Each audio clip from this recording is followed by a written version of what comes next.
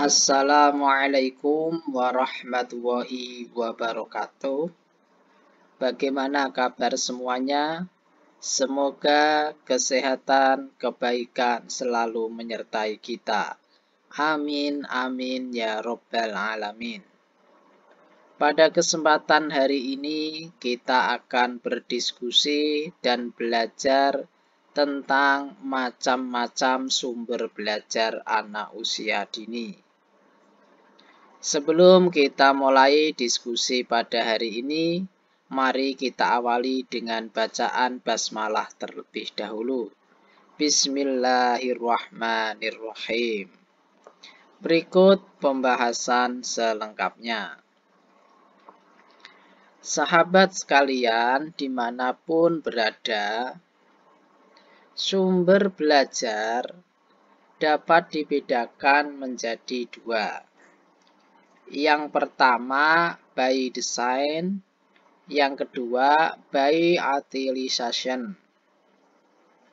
By design maksudnya adalah sumber belajar yang dibuat, yang secara sengaja dirancang untuk pembelajaran.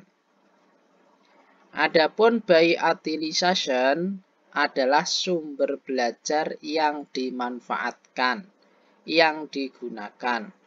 Artinya sudah ada di lingkungan sekitar, sudah ada di alam semesta, begitu ya.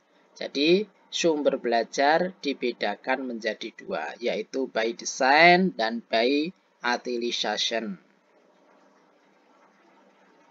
Apa itu sumber belajar by design? Sumber belajar by design adalah sumber belajar yang secara khusus dikembangkan, dibuat, direncanakan, atau dirancang, begitu ya, sebagai komponen sistem instruksional atau komponen sistem pembelajaran dalam rangka mempermudah pelaksanaan pembelajaran secara formal sehingga dapat mencapai tujuan pendidikan. Artinya, sumber belajar by design ini memang secara khusus dibuat untuk kegiatan pembelajaran. Misalnya apa? Misalnya buku teks, foto slide pembelajaran, video pendidikan, laboratorium, alat permainan edukatif, dan lain sebagainya.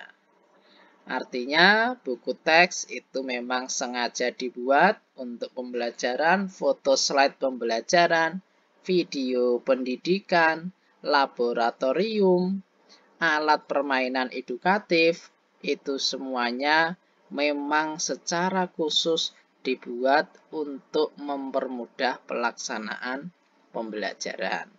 Ini yang pertama, yaitu sumber belajar by design. Yang kedua adalah sumber belajar by utilization, yaitu sumber belajar yang tidak dipersiapkan atau dirancang secara khusus untuk keperluan instruksional atau pembelajaran. Artinya ini tidak secara khusus itu dirancang untuk keperluan pembelajaran, tetapi telah tersedia atau dapat diperoleh karena memang sudah ada di alam dan lingkungan sekitar, serta dapat dimanfaatkan untuk kepentingan pembelajaran. Jadi sumber belajar ini itu sudah ada di alam, sudah ada di lingkungan sekitar, namun bisa dimanfaatkan, bisa digunakan untuk kepentingan pembelajaran. Contohnya apa? Contohnya pasar, gitu ya, toko, gitu, museum, kantor pos, tempat ibadah, posyandu, gitu ya. Kemudian ada rumah sakit, ada pabrik, puskesmas, dan lain sebagainya. Artinya pasar, toko, museum itu kan sudah ada dan tidak dipersiapkan secara khusus untuk pembelajaran, tetapi dapat dimanfaatkan untuk kegiatan pembelajaran. Misalnya, anak-anak diajak ke pasar, anak-anak diajak ke kantor pos, anak-anak diajak ke tempat ibadah, anak-anak diajak ke puskesmas. Nah, semua itu ya menunjukkan bahwa ya sumber belajar ya utilization ini gitu ya itu betul-betul memanfaatkan apa yang sudah ada di lingkungan sekitar. Anak bisa belajar dari alam, dari lingkungan sekitar yang memang sudah tersedia. Tidak perlu mempersiapkan secara khusus begitu. Ini sumber belajar yang kedua. Lantas, bagaimana merencanakan sumber belajar itu supaya bisa berjalan dengan baik sesuai yang kita harapkan?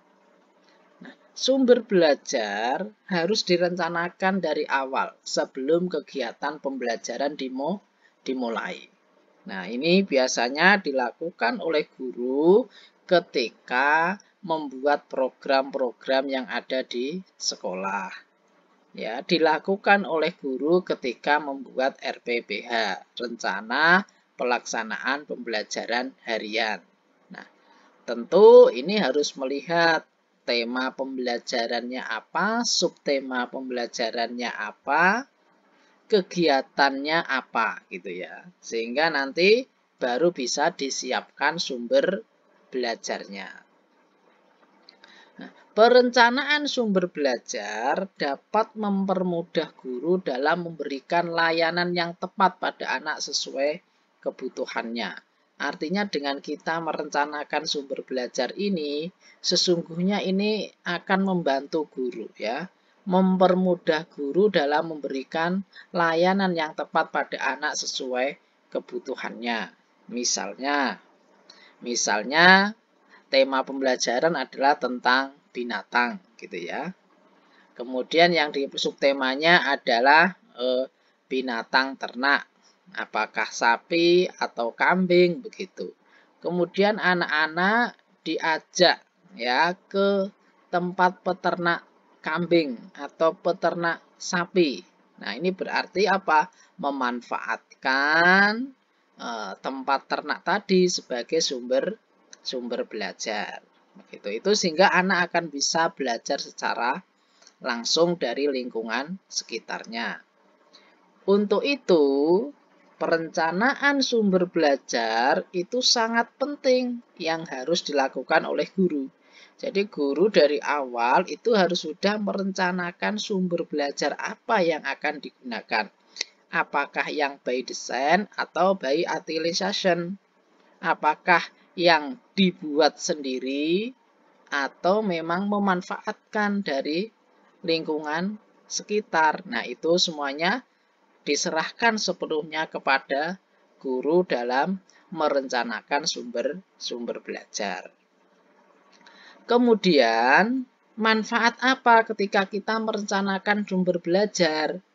Yang pertama, guru dapat menyiapkan dan memilih sumber belajar yang sesuai dengan karakteristik, minat, dan tujuan pembelajaran anak. Jadi guru akan bisa menyiapkan dan memilih sumber belajar yang sesuai dengan kebutuhan anak dan tujuan pembelajaran. Oh, sekarang temanya itu tentang diri sendiri. Maka sumber belajar yang cocok itu misalnya apa? Itu guru yang bisa menentukan kira-kira anak tertarik dengan sumber belajar yang mana. Nah, itu guru harus mampu mengidentifikasi. Yang kedua, guru dapat menciptakan lingkungan belajar yang menarik, aman, dan menyenangkan bagi anak. Artinya dengan memanfaatkan sumber belajar tadi, sesungguhnya itu akan membuat pembelajaran itu menjadi lebih menarik, lebih aman, dan lebih menyenangkan bagi anak. Kemudian yang ketiga, guru dapat terbantu dalam membentuk dan mengembangkan kemampuan dasar anak secara optimal. Artinya dengan memanfaatkan sumber belajar yang sudah disiapkan oleh guru itu akan mempermudah guru dalam menyampaikan informasi, mempermudah guru dalam menyampaikan pesan-pesan, ya, mempermudah guru dalam mencapai tujuan pembelajaran sehingga dapat mengembangkan kemampuan dasar anak secara optimal. Nah, ini kalau kita mau ya merencanakan sumber belajar yang baik. Nah, ini maka sekali lagi ya sangat penting guru itu merencanakan sumber belajar supaya dapat ya membentuk dan mengembangkan kemampuan dasar anak secara optimal. Kemudian yang terakhir, pemilihan sumber belajar. Faktor apa saja toh yang kemudian menjadi dasar dalam memilih sumber belajar?